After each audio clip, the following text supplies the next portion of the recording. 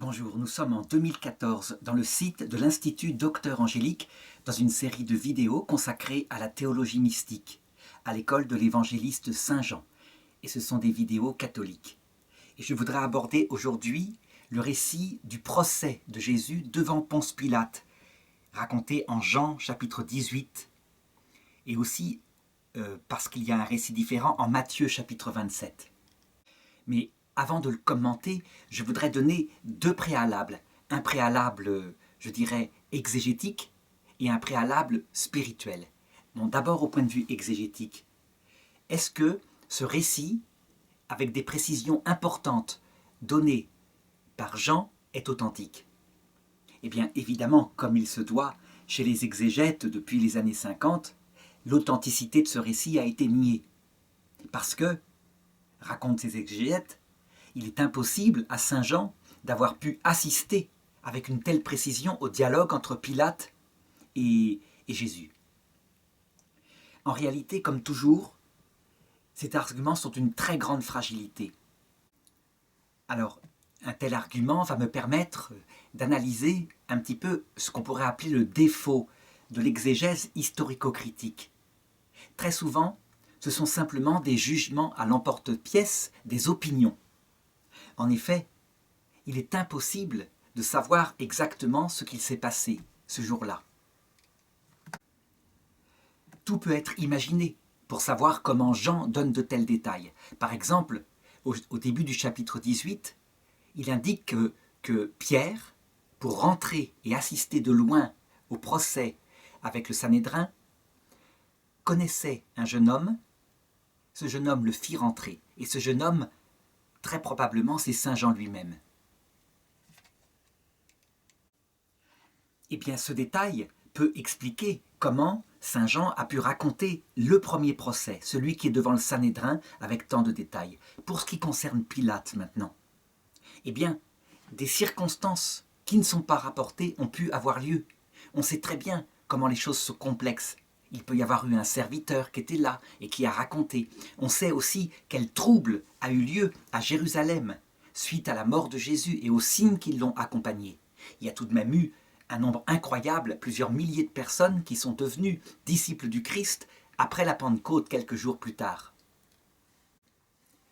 Bref, si on voulait être dans une stricte méthode historico-critique, on devrait dire on n'a qu'une seule source, ici, du procès avec Pilate. Les autres sources sont dans les synoptiques et sont à peu près du même ordre, c'est-à-dire des personnes favorables à Jésus.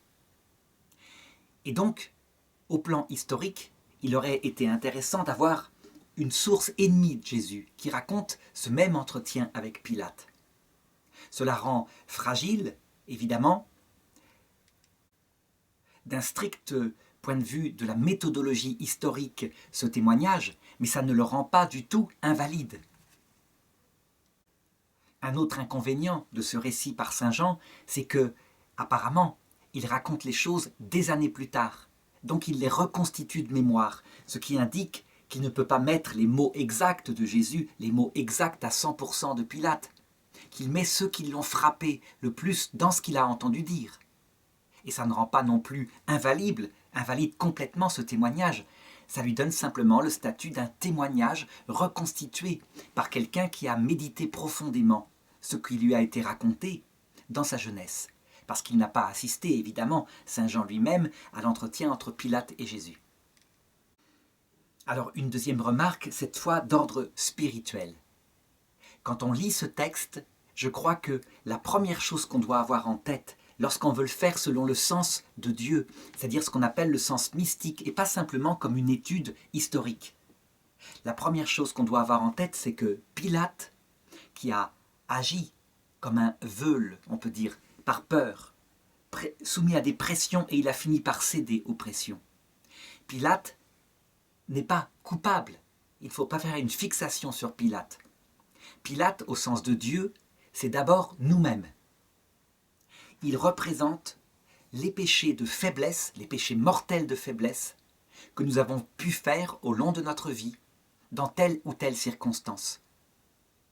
Alors, pour reprendre un petit peu tout le procès qui a aboutit à la condamnation de Jésus. J'avais dit dans la précédente vidéo qu'on a affaire à un complot, mais pas à une théorie du complot. Donc à cette construction mythique qu'on voit par exemple dans les sages des protocoles de Sion, etc. Toutes sortes d'attaques qui consistent à dire qu'un groupe de 5-6 personnes illuminées en rapport avec Lucifer tirerait les ficelles du monde. Ça, c'est une aberration. Non, ce qui est écrit, c'est un complot simple avec, je dirais, la complicité d'ennemis puissants et de lâcheté. Évidemment, au-dessus de tout, il y a Lucifer, qui sait ce qu'il fait depuis des siècles et qui prépare quelque chose. Lui, comme le dit saint Paul, il peut faire une théorie du complot. Son but est clair, entraîner le maximum de gens dans la révolte contre Dieu. Pour ce qui est des grands prêtres, les grands prêtres sont le symbole de toutes les fautes, les péchés mortels que nous avons pu faire par préméditation, en vue par exemple d'une vengeance ou de notre pouvoir, mais en maîtrisant davantage les choses. La faute est extrêmement grave. La justice humaine le reconnaît. Lorsqu'un crime est prémédité, c'est beaucoup plus grave. Et ça représente d'abord ce que nous-mêmes faisons tout au long de notre vie. Ça nous arrive, peut-être dans notre enfance, peut-être un peu plus tard. Mais peu de gens ont échappé ici ou là à de telles actions. Comment est-ce qu'on peut le dire?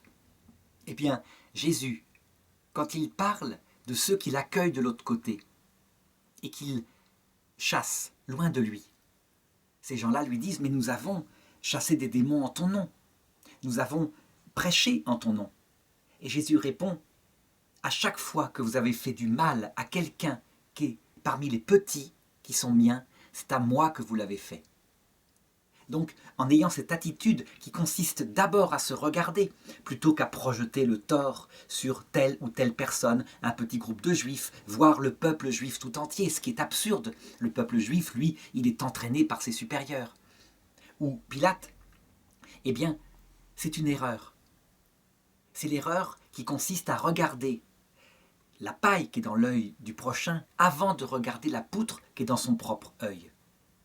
Donc, ce n'est pas anecdotique ce que je dis, c'est véritablement l'esprit par lequel je pense Jésus veut que nous lisions cette condamnation, à savoir nous avons condamné Jésus par nos péchés. Alors, ces préalables étant donnés, on peut commencer la lecture. Comme je l'avais dit dans la précédente leçon, les Juifs n'ont pas le pouvoir de mettre à mort quelqu'un. C'est la chose que les Romains véritablement gardent pour eux, pour manifester d'ailleurs leur souveraineté. Ceci n'est qu'une région, et même s'ils ont toléré les anciennes autorités qui étaient avant leur conquête, ceci n'est qu'une région de Rome. Et voilà pourquoi les chefs des Juifs, après avoir décidé de la mort de Jésus pour les raisons religieuses indiquées, l'amènent le lendemain matin à Pilate, qui est le procurateur romain, nommé par l'empereur de Rome. Il est le gouverneur de la région. Le matin étant arrivé, dit saint Matthieu au chapitre 27, tous les grands prêtres et les anciens du peuple tinrent un conseil contre Jésus, en sorte de le faire mourir. Et après l'avoir ligoté, ils l'emmenèrent et le livrèrent à Pilate, le gouverneur. Et Jean continue, puisque je vais passer sur les deux évangiles pour donner le maximum de détails. Donc chapitre 18, verset 28. Donc ils le menèrent au prétoire, c'était le matin. Eux-mêmes n'entrèrent pas dans le prétoire pour ne pas se souiller, mais pour pouvoir manger la Pâque. Alors, comme toujours, on pourrait dire que leur péché, leur état grave de péché est là, visible. Ce sont des gens qui sont dans une phase de décadence religieuse, une phase qui ne correspond pas à ce que leurs ancêtres leur avaient enseigné. Leurs ancêtres, les frères Maccabées, qui avaient combattu les Grecs, certes, maintenaient la loi de Moïse et s'étaient battus pour la maintenir. Ne pas être forcé de manger du cochon, ne pas être forcé ou ne pas voir les jeunes suivre les Jeux Olympiques et courir nus dans le stade, etc. Mais ils avaient développé une profonde théologie, avec un esprit de la théologie, sachant que de l'autre côté, lorsqu'ils étaient martyrisés par les Grecs, il y aurait une récompense pour leur fidélité, cette fidélité étant profonde. D'autre part, ils savaient contourner la loi quand il le fallait. On a des récits dans le livre des Maccabées quand les Grecs se mettent à les attaquer le jour du sabbat parce qu'ils ont constaté qu'ils ne se battent pas. Eh bien, Judas Maccabée dit bien sûr qu'on va se battre, on ne va pas se laisser massacrer au prétexte que notre loi nous interdit de nous battre le jour du sabbat. Ils savent, donc ces hommes-là, que le sabbat est fait pour l'homme et pas l'homme pour le sabbat. 200 ans plus tard, décadence spirituelle. Des règles comme celle-ci, ne pas se souiller en entrant dans la maison d'un païen, pour pouvoir manger la Pâque, mais par contre, lancer de fausses accusations sur Jésus, ne pas arriver à les faire concorder, et donc le condamner à mort de sa propre façon parce qu'il a dit « Je suis le Messie », comme si c'était un blasphème, alors qu'il a fait des tas de miracles pour le prouver. On peut dire encore une fois dans ce procès, c'est que l'erreur théologique centrale de ces hommes que Jésus a manifestée sans cesse, par exemple dans ces 8 malédictions concernant les scribes et les pharisiens, qui purifient la coupe extérieure alors que l'intérieur n'est pleine que de cupidité, qui, dit-il, ressemble à des sépulcres blanchis, tout propres à l'extérieur, et si on marche dessus que la pierre s'écroule, le pied s'enfonce dans la pourriture. Jésus a été dur, mais les choses ont été dites. Eh bien, ce péché grave, il est en permanence devant eux. Ils maintiennent des détails et ils oublient le principal. Alors Jean continue. Pilate sortit donc au dehors vers eux et il dit « Quelle accusation portez-vous contre cet homme ?» Ils lui répondirent « Si ce n'était pas un malfaiteur, nous ne te l'aurions pas livré. » Pilate leur dit « Prenez-le, vous, et jugez-le selon votre loi. » Les Juifs lui dirent « Il ne nous est pas permis de mettre quelqu'un à mort. » Et Jean commente, ils dirent cela afin que s'accomplisse la parole qu'avait dite Jésus, signifiant par quel genre de mort il devait mourir. Donc on peut dire que ce matin-là, Pilate est gêné. Il voit bien que c'est la première fois que ça arrive sans doute, que si des prêtres du temple, des hommes principalement religieux lui amènent un homme, c'est que ça a affaire avec une affaire concernant leur religion qui est complexe, dont il ne veut pas s'occuper. Il ne connaît rien, il y a des mœurs particulières, des écoles, des sectes juives. Donc il leur dit de les juger selon leur loi. Le problème, c'est qu'il va être pour la première fois confronté, je dirais, à quelque chose. Ils veulent le mettre à mort. Et ça, c'est de son gouvernerat. Donc il est obligé d'écouter les reproches qu'ils lui font. Il faut aussi remarquer le ton très arrogant des Juifs, des chefs des Juifs ici. Donc d'abord, le fait qu'ils n'entrent pas pour ne pas se souiller est une humiliation parfaite, mais je dirais à la rigueur, à un certain moment donné, on est habitué. Pilate est habitué. C'est un peu comme la police, lorsqu'elle va dans certains quartiers fortement à connoter étrangers en Europe, et qui se fait sans cesse insulter, à force, les insultes, on ne les entend même plus. Si on devait faire un procès à chaque fois pour les mots qu'ils s'entendent adresser, eh bien, ils ne s'en sortiraient jamais. Et donc là, le fait qu'ils lui répondent « Nous ne te l'aurions pas amené s'il n'était pas coupable de quelque chose de grave », ben, signifie leur arrogance par rapport à Pilate. C'est ce qui fera, évidemment, je dirais, cette détestation qu'auront les Romains par rapport aux Juifs, peuple arrogant, diront-ils. Et c'est vrai que tout peuple qui s'estime supérieur aux autres, on accuse souvent cela, les Français par exemple, qui s'estiment plus intelligents, plus cultivés, finit par s'attirer, je dirais, le mépris des autres. Et donc au verset 33, « Alors Pilate entra de nouveau dans le prétoire, il appela Jésus et lui demanda, « Tu es le roi des Juifs ?» Jésus lui répondit, « Dis-tu cela de toi-même ou d'autres te l'ont-ils dit de moi ?» Pilate, on le voit, il met tout de suite la question sur le domaine politique. Si il peut prouver que c'est une question purement religieuse, il le renvoie et ils le jugeront eux-mêmes. Mais si jamais c'est une question politique, alors ça le concerne, évidemment. C'est pourquoi il lui pose directement cette question-là.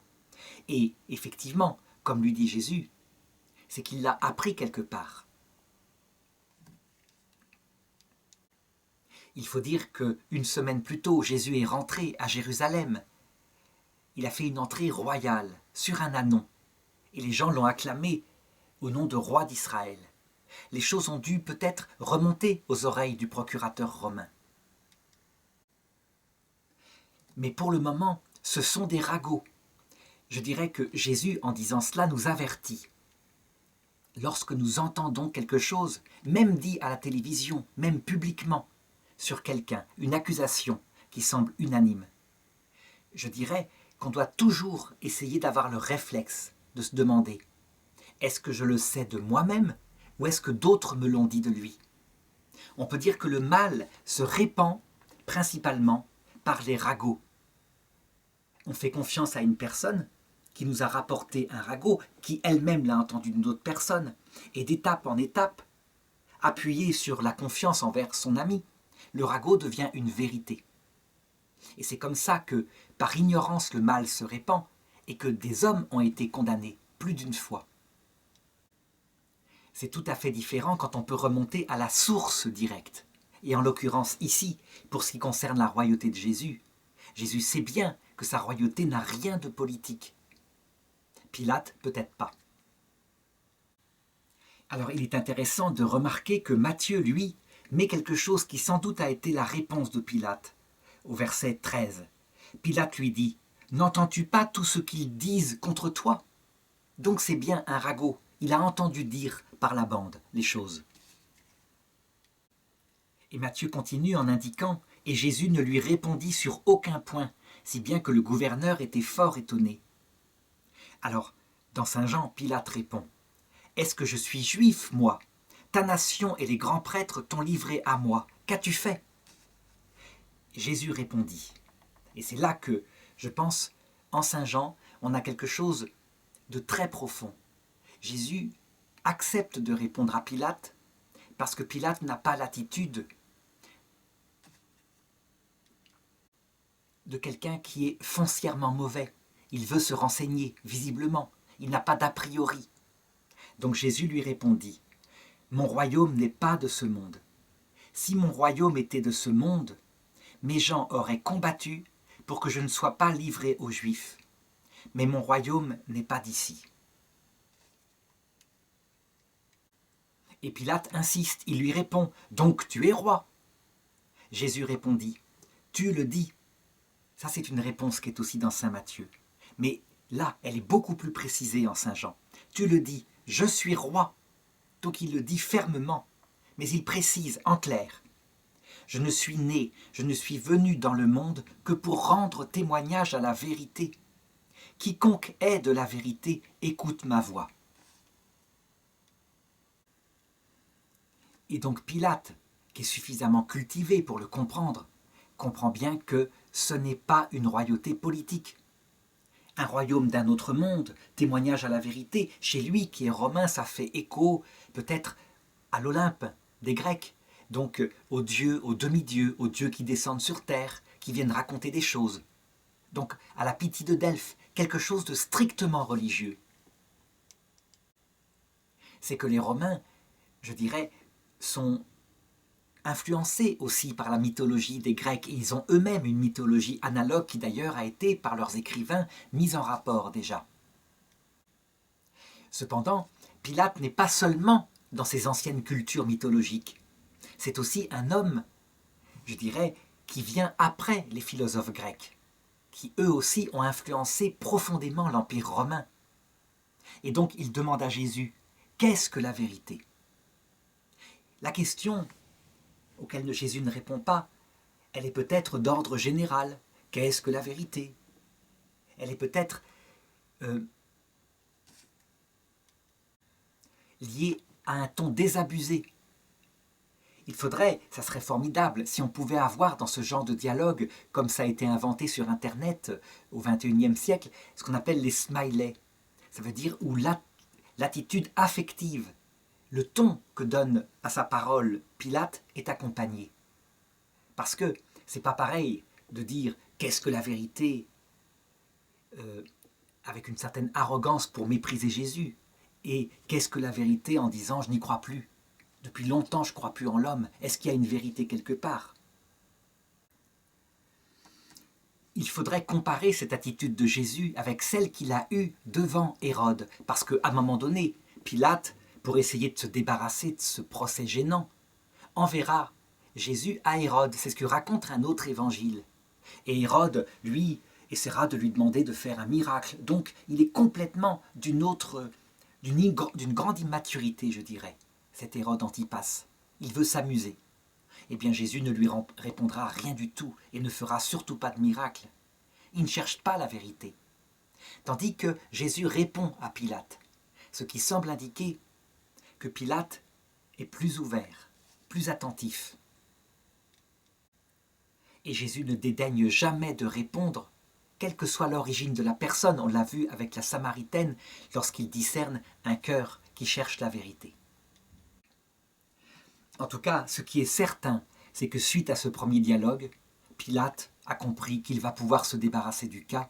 Ce n'est pas une affaire politique, mais religieuse. Et sur ce mot, donc qu'est-ce que la vérité, Pilate sortit de nouveau et alla vers les Juifs, et il leur dit « Je ne trouve en lui aucun motif de condamnation ». On peut dire que, à partir de ce moment-là, Pilate va manifester aussi un comportement veule. Ça veut dire un comportement de quelqu'un qui n'est pas fort dans son autorité. Il a le pouvoir, il est le procurateur romain, mais il a en même temps de la pression. Ces Juifs arrogants peuvent très bien provoquer une émeute, ils savent le faire. Parce qu'ils savent que Pilate est surveillé par ses supérieurs du côté de Rome, et que si jamais son gouvernorat tournait mal, avec sans arrêt des émeutes, des batailles, la paix qui ne s'étale pas, des provocations, eh bien, il pourrait perdre son poste et voire même, dans l'Empire romain c'est comme ça à l'époque, voire même perdre ses richesses, son poste et peut-être sa vie. On peut dire à partir de ce moment-là qu'il est divisé. Saint Paul, à un moment donné, lorsqu'il parle des apôtres chrétiens, leur dit « Je vous conseille de faire comme moi, de ne pas être marié. » Parce que celui qui est marié s'occupe des affaires de sa famille. Alors, je m'étais toujours demandé pourquoi Saint Paul disait cela, parce que s'il s'agissait d'une vocation contemplative, elle peut tout à fait être réalisée en famille. Mais en fait, Saint Paul parle précisément plutôt de la vocation apostolique, ou ici d'une vocation, ou plutôt d'une fonction politique. Lorsque un homme est confronté à un métier où sa conscience va être provoquée,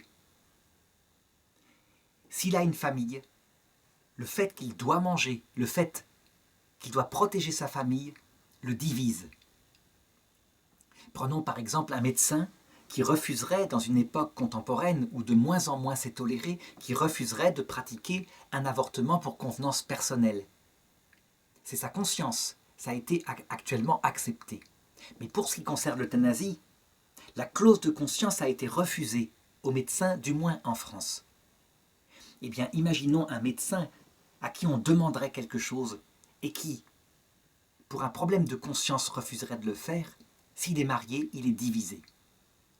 S'il le fait quand même, c'est d'autant plus héroïque. Et donc Pilate, là-dessus, si il reconnaît que Jésus n'a pas de motif de condamnation, en même temps, il est fragilisé par sa fonction politique et les risques d'émeute.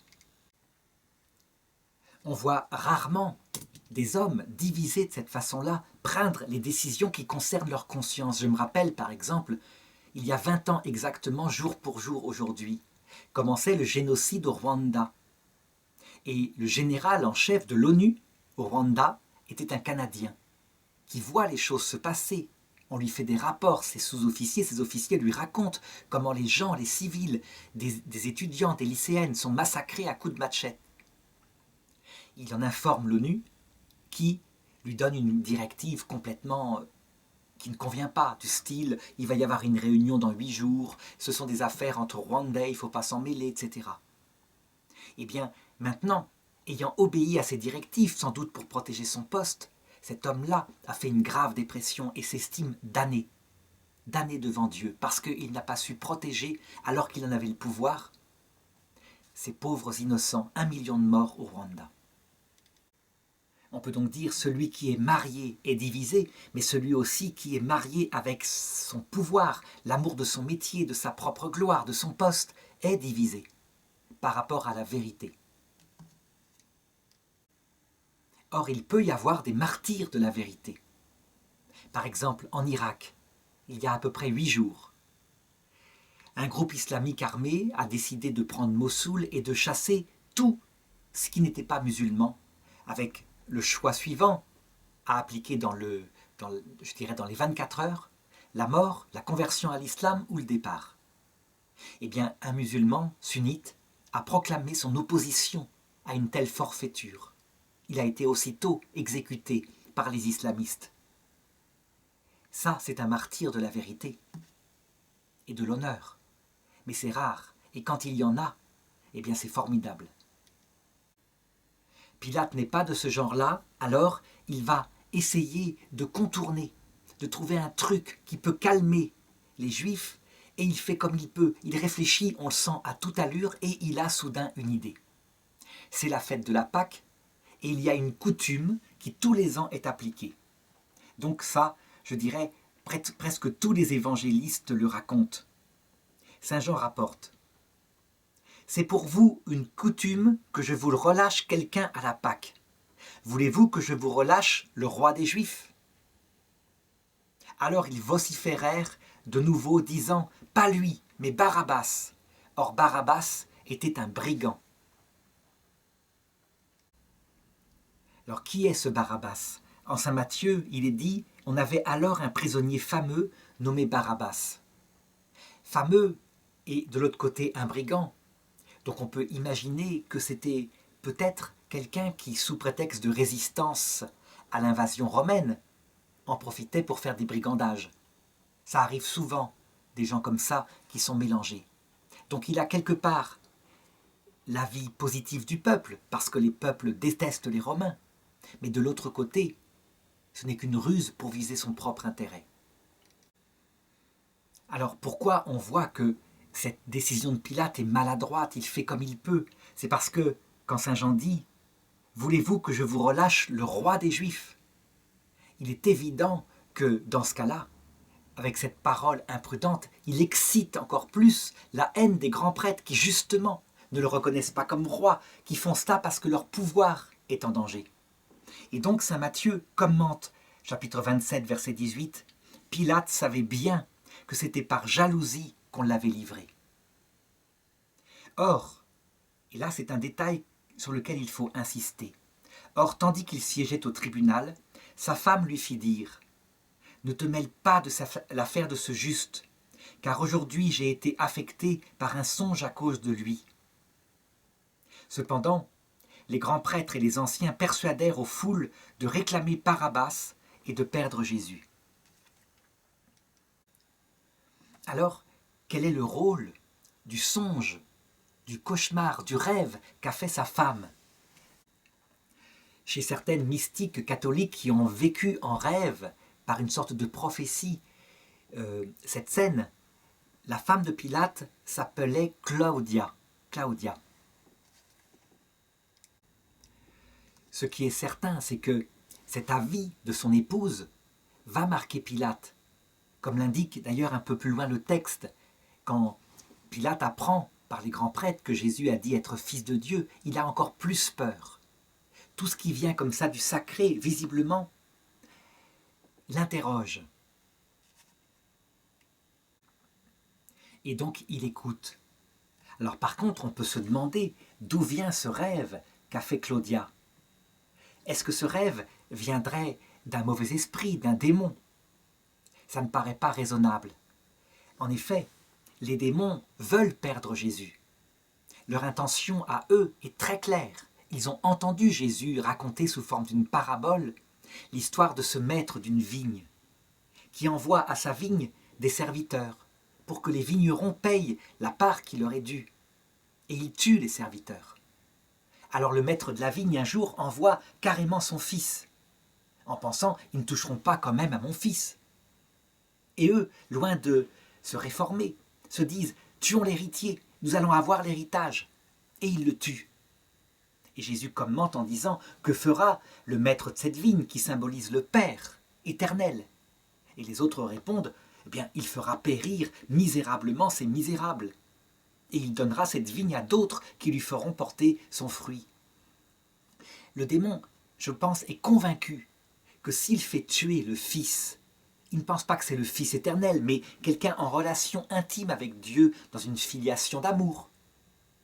S'il le fait tuer, Jésus, alors le Père, Dieu, renoncera à toutes ses tentatives pour sauver l'humanité.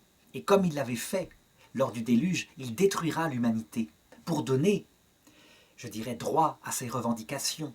Donc donner la vision béatifique d'abord aux personnes les plus intelligentes qui peuvent faire produire du fruit à la création, à savoir les anges au sommet, puis en dessous les hommes, en dessous les femmes, etc.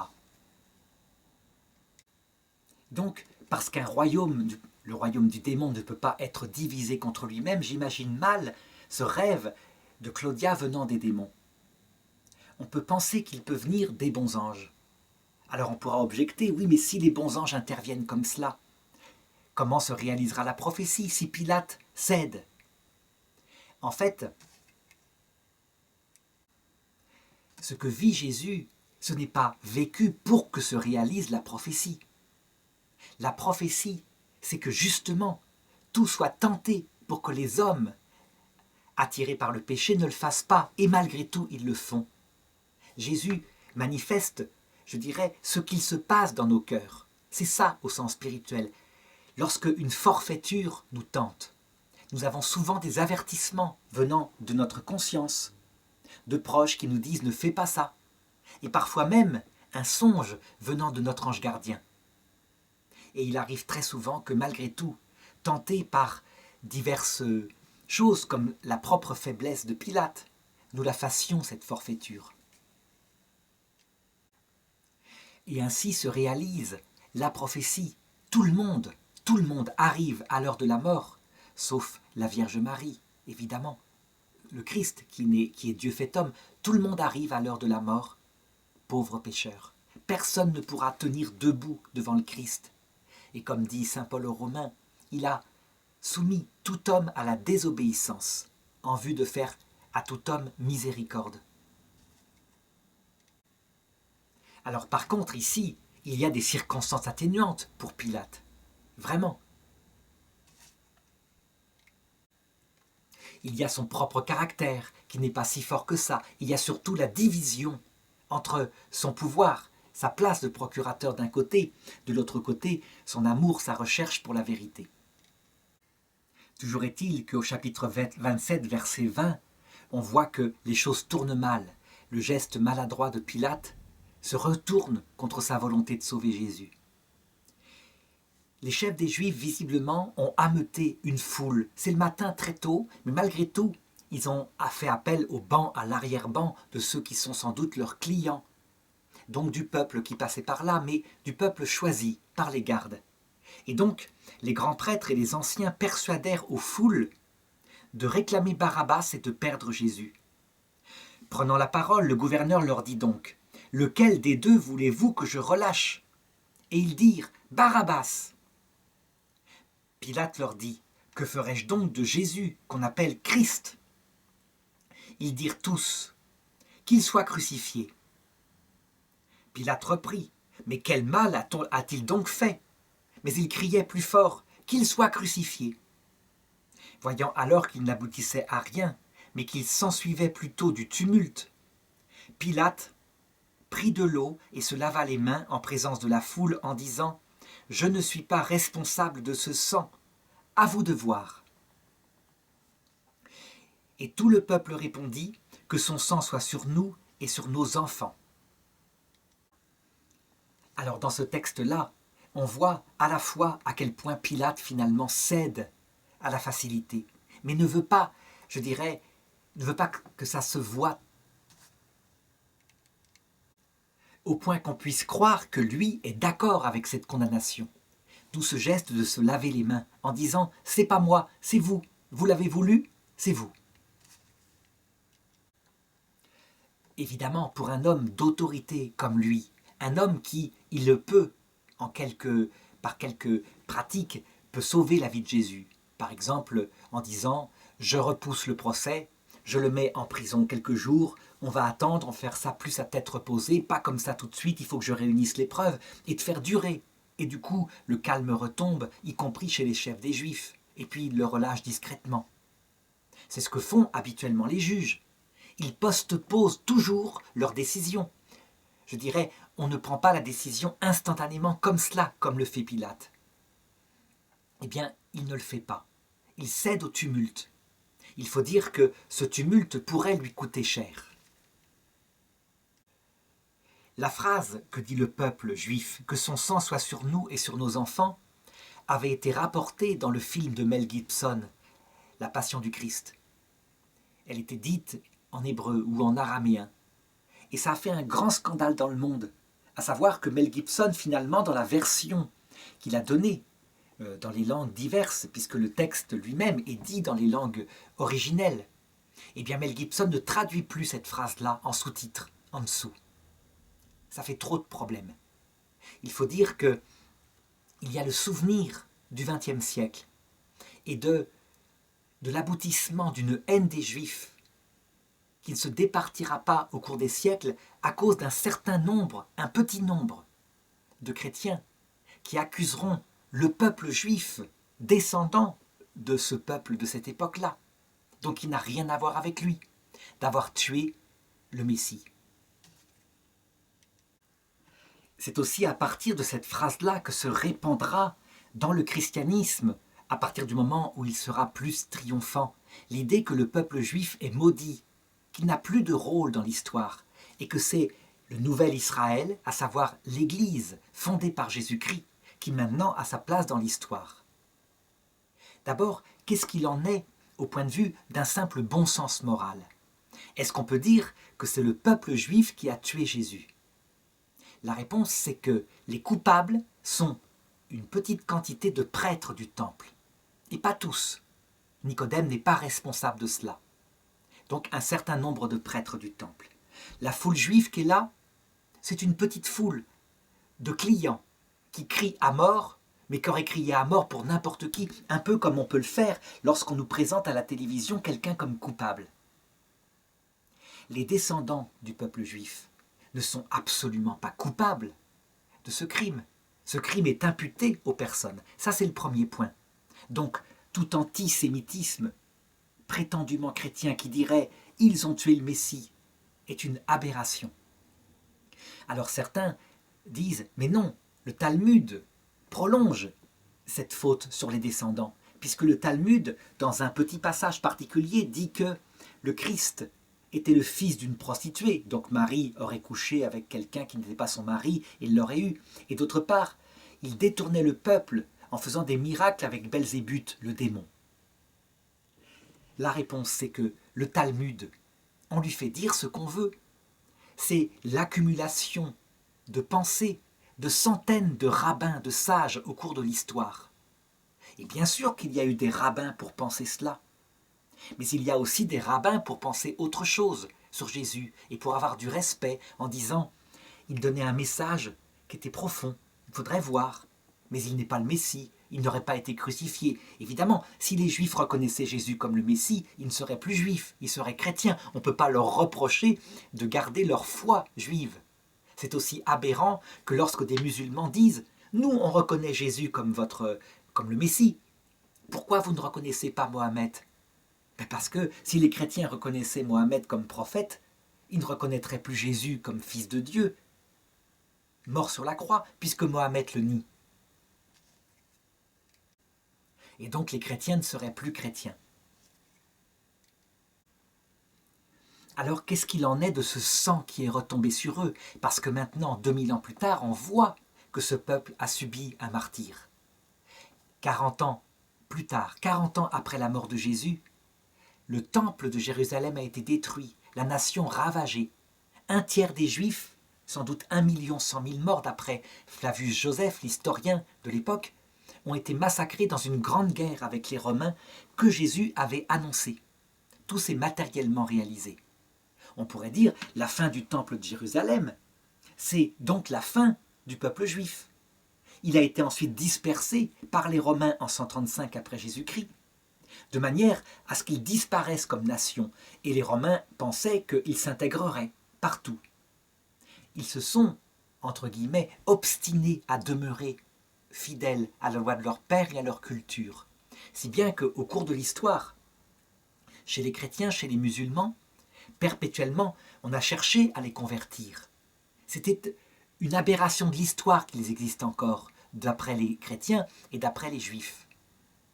Or, quand on regarde très nettement les textes des épîtres de saint Paul, et en particulier l'épître aux Romains, mais aussi les prophéties de Jésus, on s'aperçoit que cette conception que le peuple juif est fini est absolument fausse. Elle n'a rien de chrétienne. Bien au contraire. Alors, ce qu'il y a comme vérité, c'est certain, c'est que le peuple juif, dans son histoire matérielle, avec ses prophéties matérielles, est l'image de l'Église éternelle, représentée sur terre par les disciples du Christ, sans doute, quand ils sont fidèles à la sainteté. Mais c'est surtout l'image de toute l'humanité qui au ciel sera sauvée par le Messie, Dieu fait homme.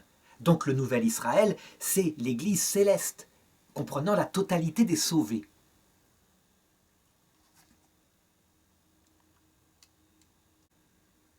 Mais est-ce que ça veut dire que le type de prophétie que donne Israël, une prophétie selon la chair, ça veut dire un peu comme les témoins de Jéhovah le pensent, chaque événement de leur histoire est prophétique. Du style, on le voit actuellement en 2014 quand j'écris, Israël est refondé, et puis il y a comme une épine dans sa chair qui s'obstine à ne pas le laisser tranquille, c'est la bande de Gaza.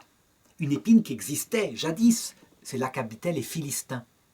Et donc on se dit, quelle est la prophétie que le peuple juif peut avoir, comme ça, jamais en paix, toujours attaqué par cette gêne? C'est simple. De façon matérielle, ce petit peuple représente notre propre corps, notre propre être, avec toujours, tout au long de notre vie, une épine, une écharde, une faiblesse qu'on n'arrive pas à contrôler et qui nous rappelle sans arrêt à l'humilité et à faire attention. On lutte contre les mêmes péchés, ça veut dire cela. Et jamais on est en paix, jusqu'à l'heure du retour du Christ, où là, évidemment, on est délivré de cette écharde. Eh bien, saint Paul le dit, les dons de Dieu sont sans repentance. Le peuple juif reste le peuple prophète. Et il va même plus loin, si on suit bien les évangiles. On peut dire que, de même que le Messie est venu par Israël, dans sa chair, donc il y a 2000 ans, de même, c'est à travers l'histoire d'Israël que le Messie reviendra dans sa gloire. Puisque saint Paul le dit, que sera leur admission dans l'alliance quand ils reconnaîtront le Christ comme Messie, si ce n'est une résurrection d'entre les morts? Ça veut dire que Dieu prépare dans ce peuple, visiblement, quelque chose de fort, quelque chose de grand, pour préparer son retour dans la gloire à la fin du monde. Jésus le dit textuellement quand il dit « Vous ne me verrez plus jusqu'à ce que vous disiez « Hosanna au plus haut des cieux, béni soit celui qui vient au nom du Seigneur ». Alors, on peut même reconstituer d'une certaine façon ce qui se passera. Parce que, visiblement, l'histoire de Joseph, qui a été vendu en Égypte par ses frères, est une préfiguration du peuple juif. Donc, Joseph, vendu par ses frères, c'est le peuple juif dans ses autorités qui livre Jésus. Joseph qui devient le dispensateur pour le monde du pain et du vin, donc de ce qui donne la vie. C'est le symbole de Jésus, qui est dispensateur de la grâce spirituelle sur terre. Et la manière dont Joseph se fait reconnaître de ses frères, dont il les teste pour voir s'ils ont changé, est très probablement une allégorie de ce qui se passera vers la fin du monde. On sait comment ça se passe. Joseph fait accuser Benjamin, le petit frère, son propre frère, le fils de Rachel, d'un crime qu'il n'a pas commis, alors que tout le monde est en Égypte pour venir chercher du pain et du vin, puisqu'il n'y a plus qu'en Égypte où il y en a. Il veut voir si ses frères ont changé. et il constate que ses frères ont changé. Ils vont être prêts à donner leur vie pour que cette fois, plus personne ne fasse du mal à leur père Jacob, tant ils ont souffert de le voir souffrir. Eh bien, devant un tel acte qui prouve le changement, Joseph se révèle, il enlève sa coiffure d'Égyptien, et eux sont stupéfaits. Ils ne le reconnaissaient pas alors qu'il avait fait plein de signes pour leur indiquer que c'était lui, parce qu'ils ne voulaient pas. Jésus ne voulait pas que le peuple juif le reconnaisse. Il fallait qu'il demeure jusqu'à ce que se réalise cette épreuve finale.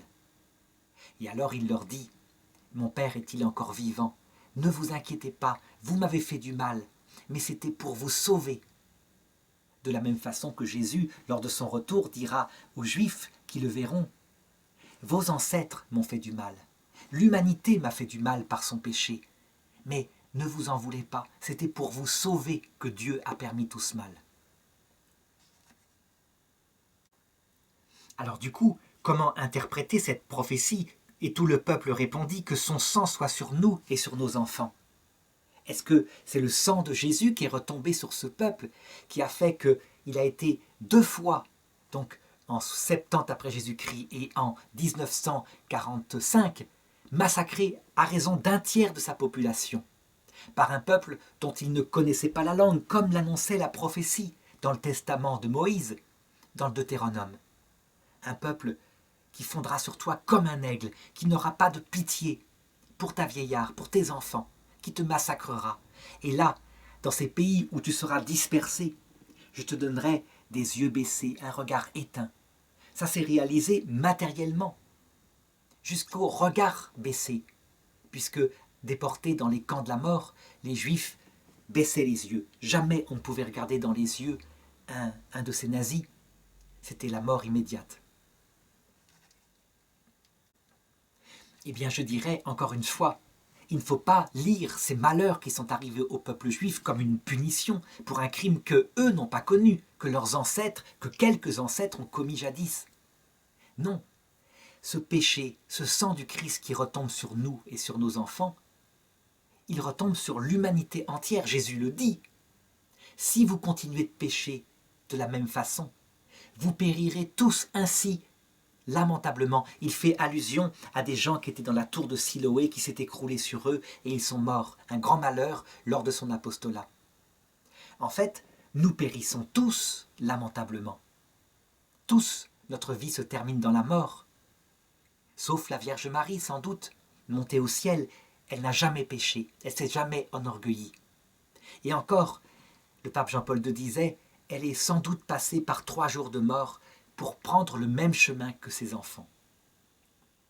Mais tous, le sang de nos péchés, de nos propres péchés retombe sur nous, d'où l'intérêt de regarder le destin du peuple juif comme étant l'image de notre propre destin face à notre propre orgueil, et de ne pas plaquer sur ce bouc émissaire l'orgueil qui est le propre de l'humanité entière. Le peuple juif, c'est un peuple comme les autres, avec des gens bons, des gens mauvais, des gens religieux, des gens athées, etc. Il est l'image du monde entier.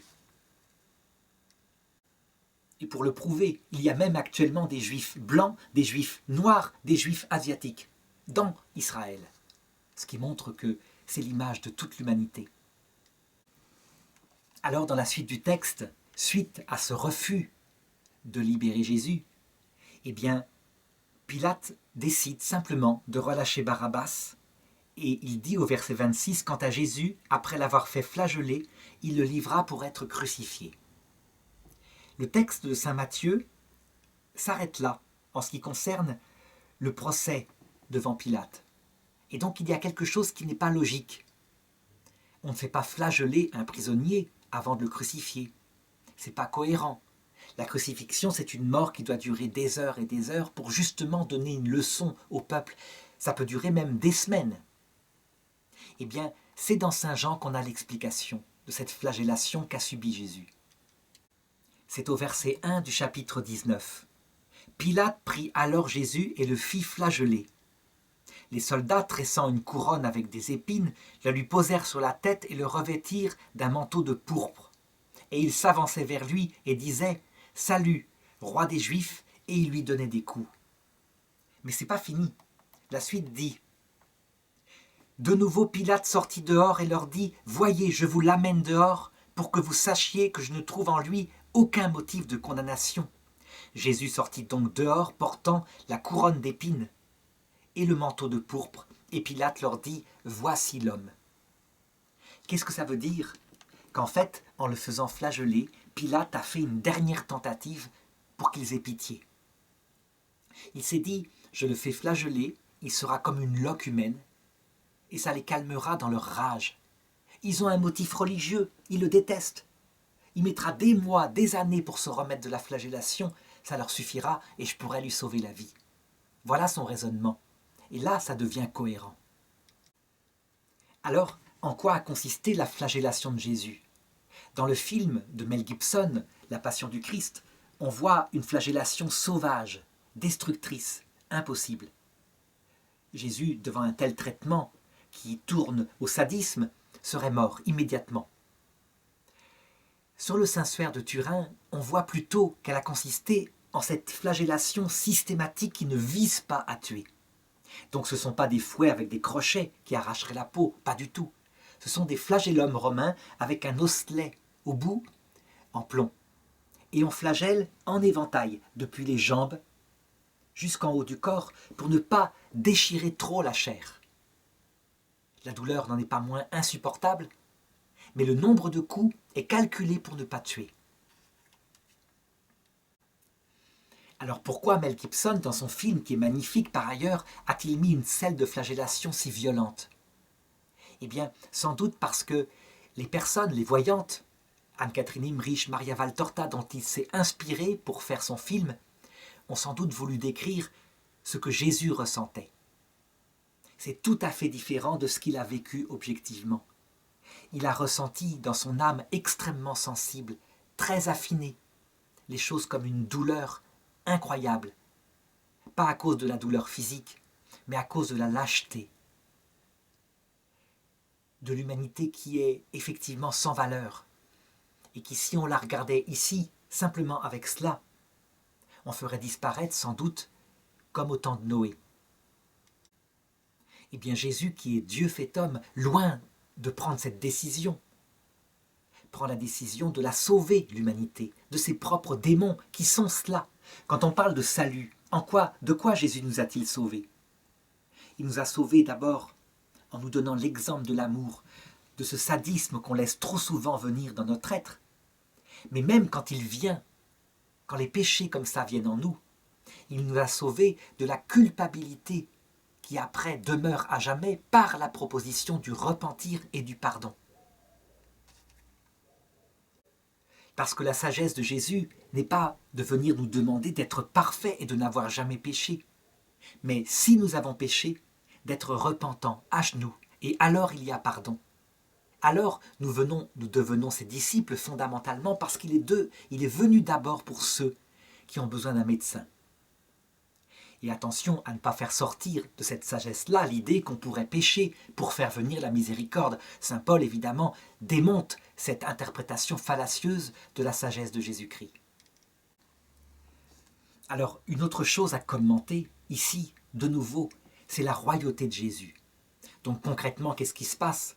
Sans doute que les soldats romains flagellent Jésus, ils ont terminé leur tâche, il doit se représenter devant le peuple et devant Pilate, et donc entre-temps, il s'occupe. Et comme font des soldats qui n'ont pas d'officier qui est là pour les mater, eh bien, ils exercent leur sadisme. Ils ont entendu dire que Jésus était prophète, et donc, puisqu'il est roi aussi, soi-disant, eh bien, ils se fichent de lui, simplement. Oh, ils ne prêtent pas plus qu'à s'occuper, se moquer pour s'occuper. Il n'y a pas d'intention théologique dans leurs actes. C'est la soldatesque. Et donc, ils le frappaient avec un roseau, en lui ayant bandé les yeux, dit un autre texte, et en lui demandant « Qui t'a frappé ?» Fais le prophète. Donc ils veulent simplement s'amuser, un petit peu comme Hérode avait voulu le faire. Eh bien Jésus, face à un tel comportement, ne répond rien. Il se laisse simplement faire. Je pense qu'il y a là, véritablement, en fait, dans ce geste courant dans les armées livrées à elles-mêmes, il y a là la manifestation de la vraie royauté du Christ. Et c'est là quelque chose, je dirais, qui est bouleversant surtout si on se rend compte qu'il faut l'actualiser. Les conflits sur la royauté de Jésus sont actuellement centraux dans l'Église catholique occidentale. On peut dire que les conflits viennent de ceux qui veulent faire de Jésus un simple humain qui est roi par un message intelligent. Ce sont les catholiques plutôt de type libéraux. Ils en font le révolutionnaire habituel, etc. Et de l'autre côté, du côté de ce qu'on pourrait appeler les catholiques traditionnalistes ou plutôt même intégristes, on rêve d'un retour à cette royauté au sens humain du terme, qui gouverne sur le peuple avec un sceptre de fer, comme dans les prophéties données à la Vierge Marie à l'Annonciation. Parce que, à un certain moment donné, l'Église a réalisé un tel règne, donc avec une police de la pensée, avec des tribunaux pour ceux qui sont dans l'hérésie, des sanctions appliquées par le pouvoir politique. Et donc l'Église a établi sur terre une royauté du Christ pendant plus de 1000 ans. Et ça, ces personnes-là en rêvent et se disent Vatican II qui renonce à tout cela, le pape Paul VI qui vend sa triple couronne, dont la couronne du pouvoir temporel. Les États du Vatican qui disparaissent, c'est un tort, parce que l'Église n'est plus reine. Et du coup, disent-ils, les brebis se perdent, ce qui est un fait, extérieurement. Elles écoutent des tas de messages venant de tas d'antichrists et elles les suivent partout, si bien que l'Église se délite. Alors qu'avant, il y avait des barrières de fer et un chemin dans les bons pâturages. Si bien qu'il leur semblait que, extérieurement, l'Église tenait bien son troupeau et pas un ne se perdait. Eh bien, je pense que ce jugement est une erreur. Non pas que l'Église ait fait une erreur en établissant des barrières de fer, elle a fait ce qu'elle pouvait humainement, mais qu'il y a mieux, qu'il y a véritablement l'imitation de Jésus-Christ. Le berger que demande Jésus au sommet, quand il a compris sa mission, c'est plutôt quelqu'un qui marche devant son troupeau, et les brebis entendent sa voix. Et du coup, elles le suivent, parce que la voix parle à leur cœur. C'est la voix du bon berger.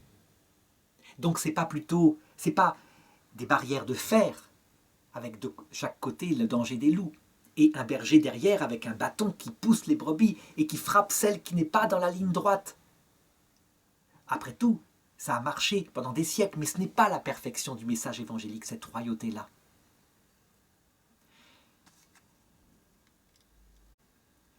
Eh bien, je pense que Vatican II, en réfléchissant sur toute l'histoire et surtout sur le XXe siècle, catastrophe des nations chrétiennes qui se sont entremassacrées, a compris qu'il fallait revenir à ce message, il fallait faire le pari de cette invitation de Jésus. C'est un pari parce qu'il implique de vivre dans la foi et non plus dans l'expérience. Les intégristes ont raison de dire, lorsqu'il y a des barrières de fer, l'expérience montre extérieurement que les brebis suivent le berger. Le problème, répond l'Église catholique, c'est que ce n'est pas vrai, puisque dès que on relâche un petit peu les barrières, ces brebis s'entremassacrent, ce qui montre bien qu'elles n'ont pas entendu la voix de l'Évangile. C'est la guerre 14, c'est la guerre 39-45. Et donc, l'Église fait le pari dans la foi de ce que lui a dit l'Esprit Saint. Marcher devant le troupeau, comme fait le pape, au nom de Jésus, parler, dire le message, à temps, à contre-temps, avec douceur. Et ceux qui entendent la parole de la vérité viendront à la lumière. Parce que cette parole est la vérité. Et les brebis le sentent dans leur cœur qui est fait pour cette vérité, qui est programmé pour le vrai Dieu, le Dieu d'amour, d'humilité, et non pas pour le faux Dieu, le Dieu de ce monde, le Dieu qui met en valeur, en avant, la gloire, la jouissance égoïste, la richesse. Alors évidemment, pourquoi c'est dans la foi? Parce que extérieurement, les brebis suivent le monde. Elles se dirigent vers le faux Messie, extérieurement. Et donc les gens se disent, l'observation montre la fin de l'Église, une apostasie. Mais c'est un jugement hâtif. Intérieurement, qu'est-ce qu'on en sait? Lorsque ces brebis mangent la mauvaise herbe du mauvais berger, et qu'elles en souffrent dans leur âme qui est en famine, eh bien en fait, le royaume de Dieu se prépare. Peut-être plus efficacement que lorsqu'elles sont forcées à suivre le bon berger dont elles ont ras-le-bol. Lorsque le Christ revient dans sa gloire, tout restera de savoir, lorsque nous le verrons, quel est, parmi ces deux systèmes, celui qui a attiré le plus de brebis au salut. Eh bien, j'ai l'impression que, en fait, profondément, quand le pape Jean-Paul II, par exemple, sans arrêt parlait, à temps et à contre-temps, de l'avortement comme un mal, de l'infidélité dans le couple comme un mal, et qu'on voyait les médias ricaner en tordant ses propos de manière éhontée, en disant c'est un pape sectaire, en faisant même des procès politiques. Il y a des plaintes qui ont été déposées contre le pape Jean-Paul II pour crimes contre l'humanité. On se dit, les intégristes ont raison, ce pape n'est pas écouté, tout se délite. Mais intérieurement, c'est l'inverse. La parole, au-delà de ce barrage médiatique, atteignait le cœur des brebis qui savaient bien dans leur fond que c'était la parole de vérité, qu'on ne peut pas faire n'importe quoi, qu'un enfant, quand il est conçu dans le ventre, on ne peut pas, comme ça, l'éliminer. Certes, beaucoup de faiblesses ont été commis, beaucoup d'avortements par des femmes entraînées par ce climat venant du mauvais berger, le démon. Mais ultimement, eh bien, je dirais qu'il faut regarder cette prophétie de Jésus lorsqu'il voyait une foule complètement misérable qui venait à lui et il a multiplié devant pour eux les pains et les poissons. Et quand il se réjouit en disant à ses apôtres, alors qu'il n'y a rien à voir, regardez, la moisson est blanche pour la récolte, il n'y a plus qu'à envoyer les anges pour récolter les âmes. C'est un regard divin et non pas le simple regard humain. En tout cas, ce qui est certain, c'est que Ecce Homo, voici l'homme, a attiré, je dirais, des hommes venant de toute l'humanité au Christ. Et que ce n'est pas pour rien que la religion du Christ est la plus nombreuse, même extérieurement, au monde. Alors on sait que ce nombre important de chrétiens ne durera pas jusqu'à la fin du monde, puisque les prophéties chrétiennes annoncent la venue d'un dernier antéchrist qui détruira la religion qui porte le nom de Dieu. Et donc il y aura à la fin un petit reste, au point que Jésus demande « Est-ce qu'il y aura encore la foi sur terre quand le Fils de l'homme reviendra ?» Et donc à cette époque-là, certains feront mentir mes arguments en disant « Mais non, il y a eu une apostasie générale, c'est donc que Vatican II et la royauté comme le Christ, etc., c'est du n'importe quoi. » Eh bien, même à cette époque-là, que ceux qui veulent bien regarder le monde avec le regard de la Vierge Marie se détrompent. Parce que à la croix, ou plutôt le samedi saint, lorsqu'il n'y a plus personne, sauf elle et quelques femmes autour d'elle, peut-être Saint Jean, elle sait que ça y est, le règne du démon a été envoyé bas. Extérieurement, rien ne se voit. Donc, si on ne garde pas, si on ne s'entretient pas dans ce regard de la Vierge Marie, ne serait-ce qu'en suivant la petite église de Marie qu'elle crée à travers ses apparitions, il est certain que lorsque viendra le dernier antéchrist, on ne comprendra pas, on ne tiendra pas. Les tenants d'une royauté extérieure apostasieront, s'enfuiront comme les apôtres. Et seuls les tenants contemplatifs de cette royauté révélée par Pilate ici, avec sa robe de pourpre couverte de sang, sa couronne d'épines, tiendront et sauront que la victoire est acquise, le Christ revient dans sa gloire. En tout cas, ce qui est certain, et ce dont témoigne Saint Jean, c'est que extérieurement, l'acte de Pilate est raté complètement. Loin d'attirer la pitié des grands prêtres, voilà leur réaction. Chapitre 19, verset 6. Lorsqu'ils le virent, les grands prêtres et les gardes vociférèrent, disant « Crucifie-le, crucifie-le » Pilate leur dit « Prenez-le, vous, et crucifiez-le, car moi je ne trouve en lui aucun motif de condamnation. » Cette phrase, encore une fois, manifeste que Pilate vraiment a peur, qu'il perd pied. Parce qu'en fait, ils ne peuvent pas non plus appliquer la sentence eux-mêmes, les Juifs. Ils ne peuvent pas le prendre et le crucifier. Ça doit être des gardes romaines. Sinon, devant le peuple, ça voudrait dire qu'il renonce à sa souveraineté. Le pouvoir de mettre à mort est un pouvoir régalien réservé aux procurateurs romains.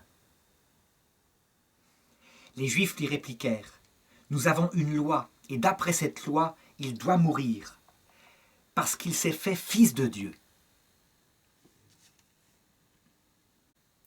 Lorsque Pilate entendit cette parole, il fut encore plus effrayé. Donc saint Jean confirme ce trouble de Pilate qui perd pied, qui prend des décisions pas réellement logiques, une après l'autre. Alors de quelle manière Pilate entend-il cette révélation qu'on lui fait? Il s'est dit fils de Dieu et dont il n'avait sans doute pas entendu parler, sinon il ne réagirait pas comme cela. Il le prend sans doute dans un mélange de superstition et de sagesse philosophique. Superstition liée aux traditions mythologiques romaines et grecques, et puis sagesse philosophique liée à la culture issue de la philosophie grecque. Tout se mêle dans sa tête, de même que dans l'humanité, toutes les traditions qui datent, je dirais, du paléolithique avec les fantômes, l'animisme ancien, le néolithique avec l'invention des religions solaires, des mythologies ensuite, tout ça se mêle. Et ce troisième âge de l'humanité, la philosophie grecque qui aboutit à l'existence d'un Dieu unique, confirmé dans ce temple de Jérusalem, où les gens cultivés se disent peut-être que c'est le Dieu unique, le créateur unique du monde, et donc ils viennent l'adorer. Eh bien tout ça se mêle dans sa tête, et il voudrait bien être ailleurs.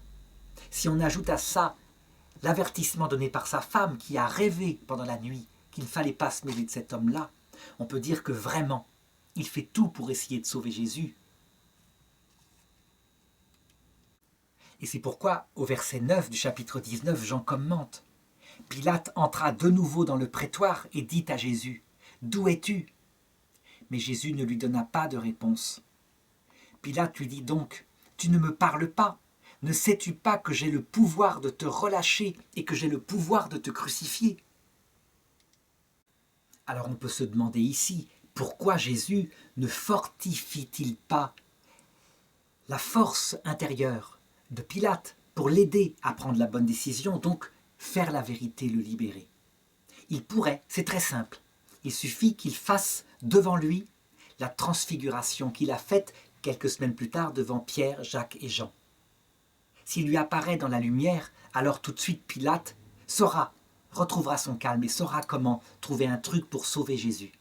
Et surtout, il saura mettre son aspiration à son poste en second par rapport à la recherche de la vérité. Pourquoi il ne le fait pas? On pourrait dire pour que l'écriture s'accomplisse. Oui, mais ce n'est pas suffisant. C'est parce qu'il veut vivre véritablement ce que nous pouvons vivre dans ce genre de procès. Nous sommes les enfants de Dieu. Nous avons devant Dieu l'infini amour qui nous est donné. Et il nous arrive à tous, je ne parle pas que des chrétiens, je parle de tout homme qui se comporte dans la vérité, d'être parfois jugé injustement. Si Dieu voulait empêcher le mal qui arrive injustement, il suffirait qu'il manifeste sa volonté et qu'il défende les victimes, comme il l'a fait par exemple pour Sainte Suzanne dans la Bible, où il a fait intervenir le prophète Daniel, jeune garçon encore, qui alors qu'elle était menée à la mort, a dit « Je suis innocent du sang de cette femme » en parlant au nom de Dieu. Et les gens du coup ont entendu et sont retournés pour juger, pour voir si elle était vraiment coupable.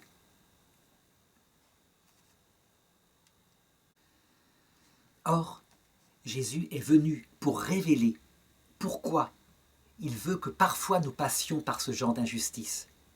Et je dirais même, nous y passons tous, mais pas forcément par un procès comme là, mais ne serait-ce que parce que, quand on voit les êtres humains qu'il chérit de tout son cœur, qui naissent enfants, qui grandissent, qui sont jeunes et pleins de vie, et qui sont condamnés, au bout de 50, 60, 70 ans, à devenir des vieillards dans un corps usé, puis à passer par la mort. Eh bien, on peut dire que Dieu ne délivre personne du passage par la mort.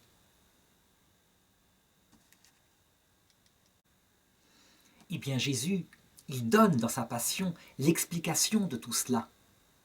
C'est afin que le cœur soit préparé pour la résurrection. Si le grain de blé ne meurt pas, il reste seul. Mais s'il meurt à lui-même, donc cette fameuse kénose, cet abaissement de soi, alors il porte beaucoup de fruits. Dans la vie éternelle, il ressuscite.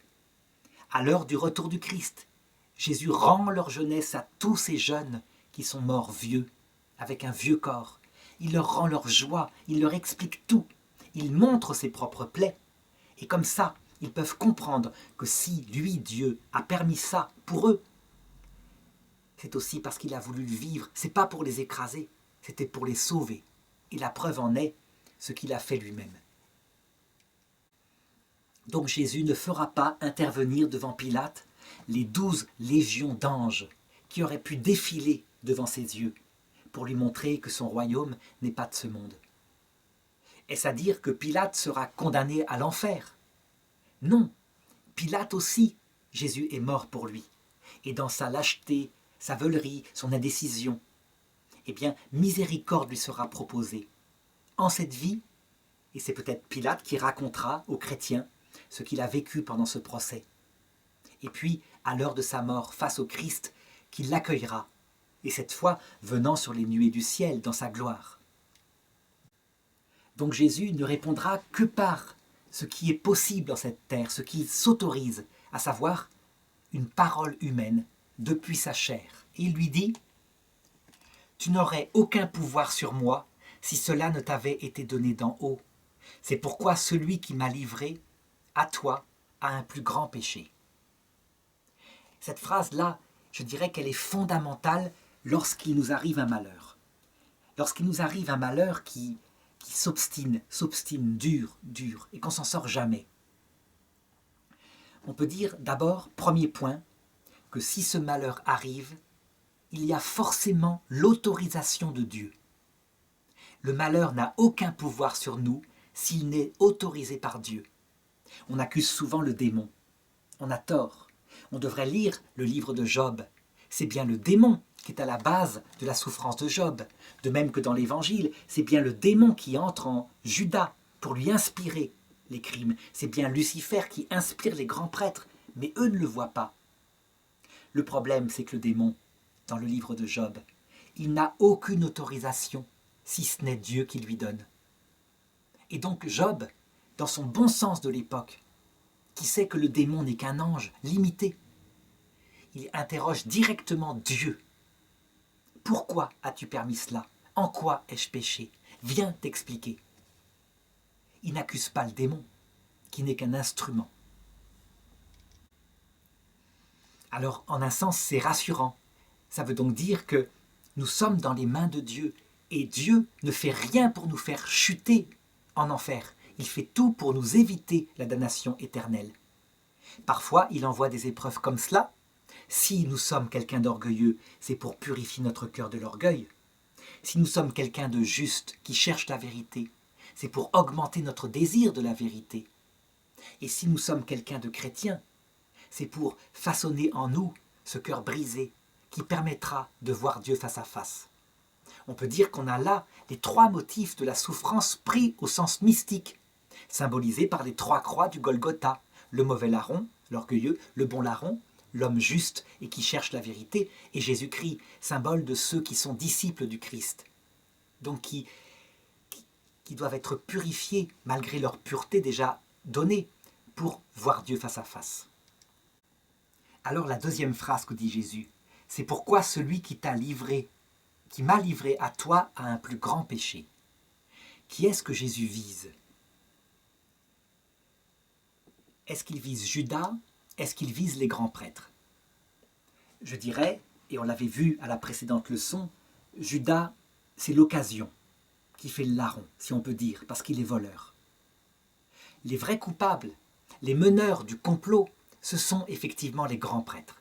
La faute des grands prêtres, au sens littéral, on le voit bien, elle est beaucoup plus grave. Pilate, lui, il est pris dans le piège de ses propres contradictions. Mais eux, ce sont des théologiens. Ils savent de quoi il s'agit. Ils savent qui est le Messie. Donc ils ont une faute plus grave. Seulement, dit comme cela, je dirais, c'est le sens littéral.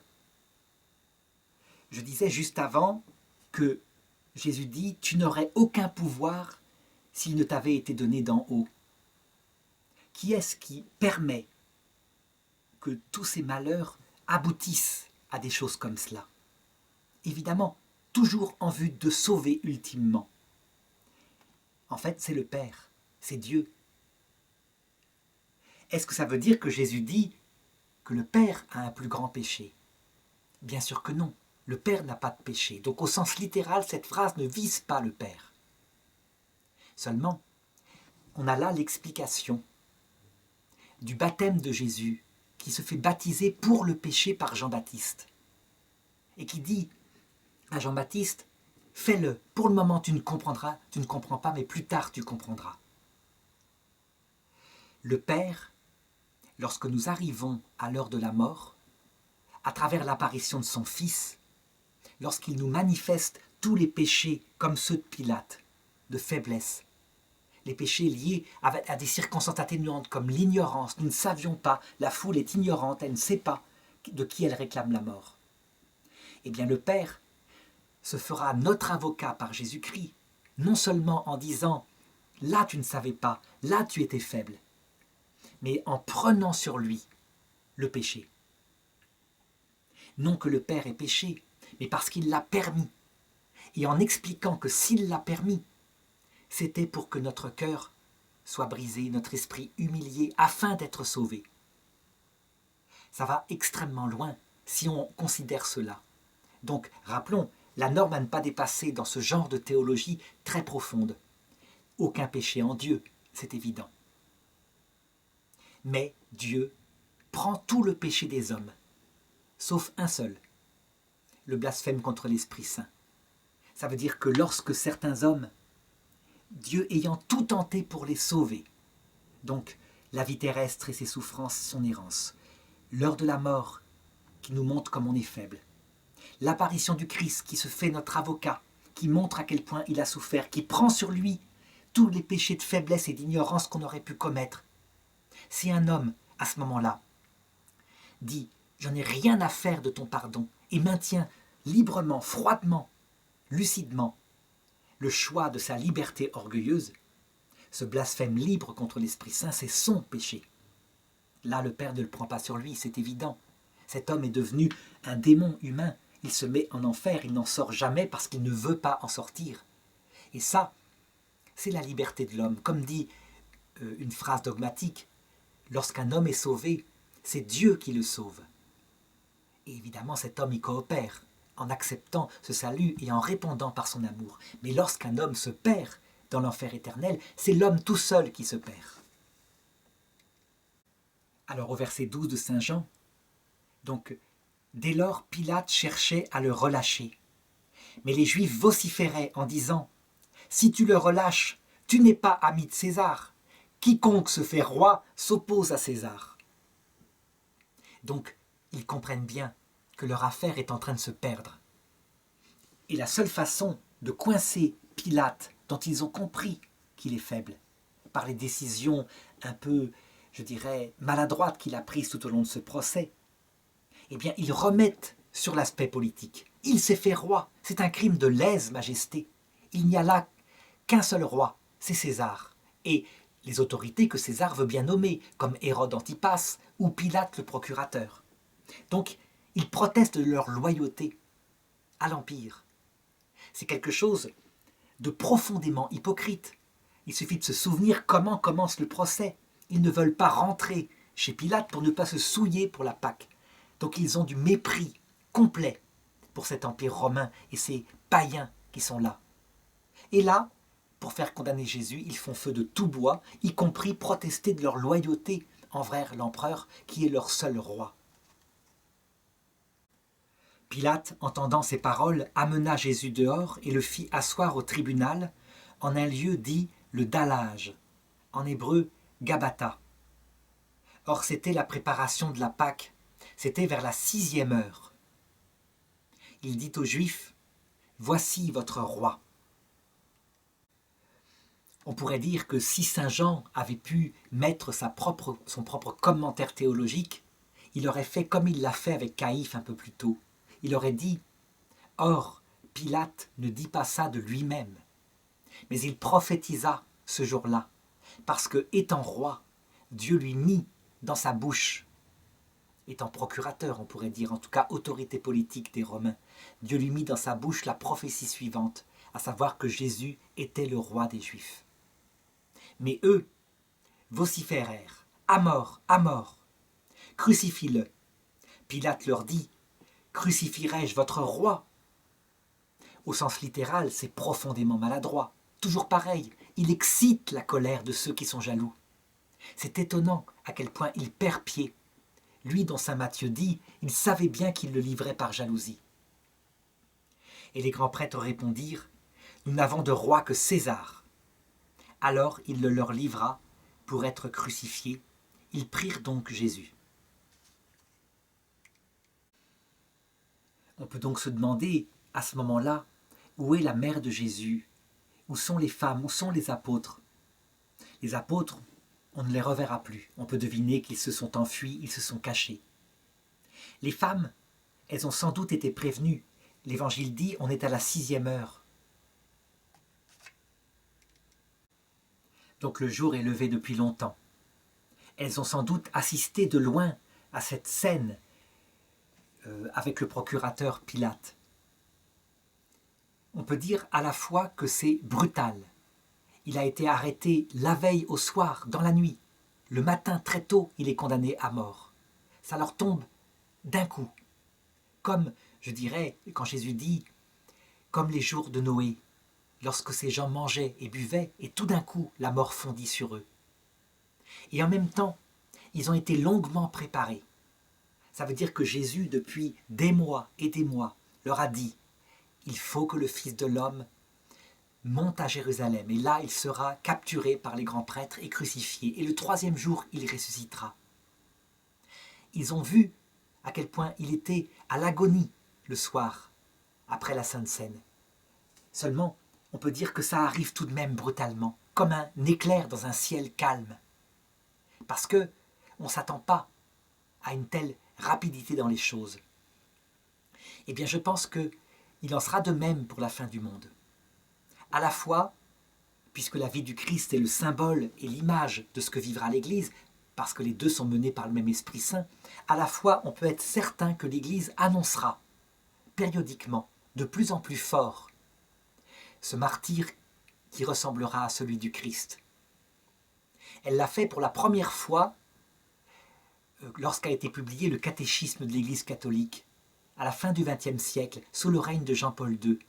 Au numéro 675, pour la première fois, l'Église annonce l'épreuve finale de l'Église. Et ce texte est très peu regardé par les théologiens, parce qu'il est gênant. Je me rappelle par exemple d'un prêtre, le père Manaranche à Ars, à qui je le faisais remarquer, et qui s'était énervé en disant « À quoi ça sert alors qu'on se batte pour que des prêtres soient formés ?» Donc l'Église l'annoncera sans doute comme Jésus plusieurs fois, même si c'est à son corps défendant, parce que, comme prophétise Jésus, Pierre sera amené à la fin de sa vie là où il ne voudrait pas.